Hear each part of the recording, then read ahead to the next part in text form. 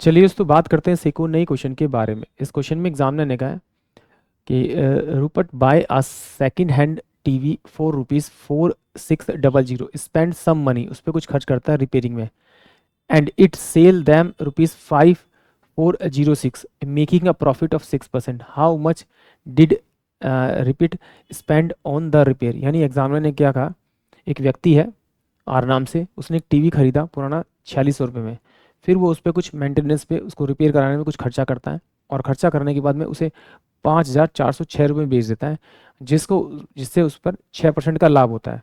तो वो पूछ रहा है कि उसने रिपेयर पे कितना खर्चा किया होगा। तो मुझे मालूम है पहले उसने आर्टिकल खरीदा होगा, फिर उस पर खर्चा किया होगा, फिर उसको बेचा होगा। यानी कि अगर मुझे सेलिंग प्राइस दे रखा है और सेलिंग प्राइस से अगर मैं कॉस्ट प्राइस निकाल लूँ, यानी कि जितने में उसने खरीदा और रिपेयर किया उसकी वैल्यू निकाल लूँ, तो मेरे को खरीदी हुई वैल्यू में से अगर मैं टोटल वैल्यू माइनस करूंगा तो मेरे को मेरे रिपेयर वैल्यू मिल जाएगी। तो चलिए आइए सॉल्व करते हैं, देखते हैं कैसे एक बार। देखिए एग्जामिनर ने मुझे दे रखा था, उसने जो परचेज की थी, यानी उसने जो खरीदी थी, वो खरीदी थी उसने कितने में, आपका ₹4600 में। और उस पर जो एक्सपेंस किया यानी खर्चा किया, मान लीजिए वो ₹X किया, तो टोटल तो अमाउंट इन दोनों का सम ही होगा। और उसके बाद उसने बेचा इसे कितने में, 5406 में बेचा, तो उसे 6% का प्रॉफिट हुआ। तो अगर मुझे 5406 इनटू में 100 बाय में अगर मैं से 106 कर दूं, तो मेरे पास में जो ये वैल्यू आएगी वो CP आएगी, यानी इन दोनों का अमाउंट आएगा, इन दोनों के सम के बराबर आएगा।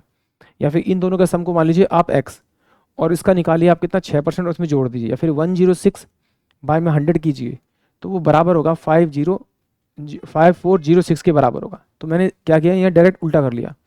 तो इसको डिवाइड करूँगा तो ये 5 पे जाएगा, 5, तो ये कितना 5 और 6 5 30, तो यहाँ बचेगा मेरे पास में कितना आपका 0, ये 1 और 6, ये 1 पर जाएगा।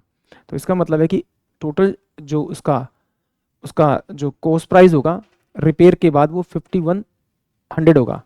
भाई ₹4600 में उसने खरीदी थी और 5100 उसको पड़ी, उसने रिपेयर किया, तो इन दोनों का जो डिफरेंस होगा रिपेयर की वैल्यू होगी, इसमें से 4600 आप माइनस कर दीजिए, तो डिफरेंस कितना आएगा, 0 0, ये 5।